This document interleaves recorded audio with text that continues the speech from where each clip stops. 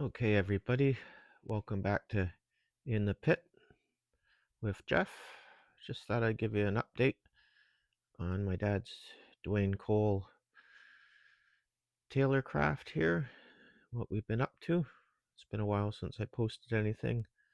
I like to keep a few videos ahead of the game, but I'm running out, so I thought I'd sneak downstairs and do a quick update for you guys. I don't even know what day it is. It's March something anyways.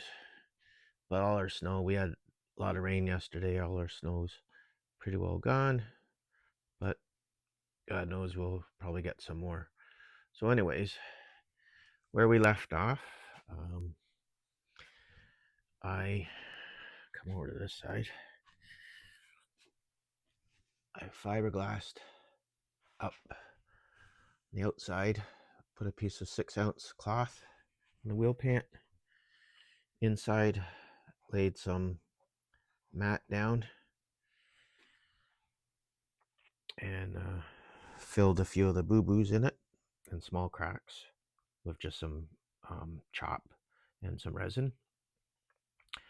And then we sanded that all down the other day. Put a bit of the automotive spot putty over it. Let that cure up. Sand that down. Then I used a bit of that K1 primer I got. Primed it, wet sanded it, and then shot it with. I had a can of it's Beauty Tone Chinese red. I'm not good for colors. It's just got a little bit of orange peely on the bottom there, but I'm not too worried about it. It came out pretty good. The reason why the lettering is upside down on the plane is because Dwayne Cole did most of his flying when he come across the field. He'd be low and inverted, so his name would read upright. So that's the reason for that. Coming around here, tail wheel steering was a pain in the arses.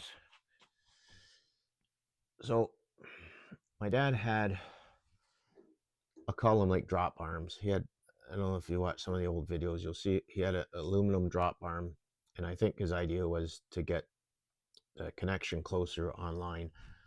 I ended up taking the leaf spring apart and bent this back up to get a 90, but the drive angle for using springs is kind of awkward. So I took his horns off that had the aluminum drops on it and replaced that. And then I took a tail wheel linkage that I had, and I just pushed it between the gap, a couple 256 bolts, put that down just to lower this distance. And what I came up with on here was I just used a cable, some easy connectors so I could adjust it on each side, and then I just put a spring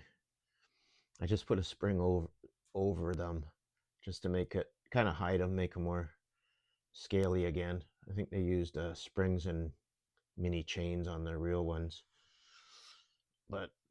And then we had the problem with, let this focus on you again. Put my hand here, there we go.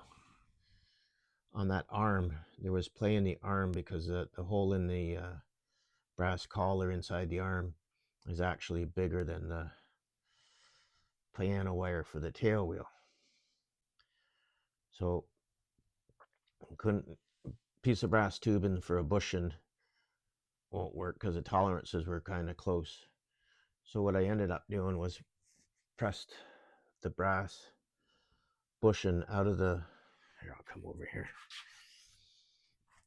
Get down the old guy on the knees here. Come on, focus a bit. So I on I on the arm, servo arm, I pressed out the bushing, and I found a wheel collar that was tight fitting for the piano wire. So then all I had to do was just measure the outside of the wheel collar. Grabbed, I think, I can't remember what drill bit I used, and just lightly drilled out the inside of the servo arm, or the tail wheel arm there.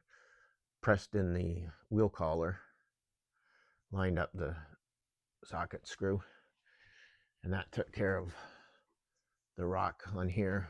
Also filed a slot. When I look in my stores, I'll try and find a smaller socket screw. Oh, I gotta leave for a minute. Hang on.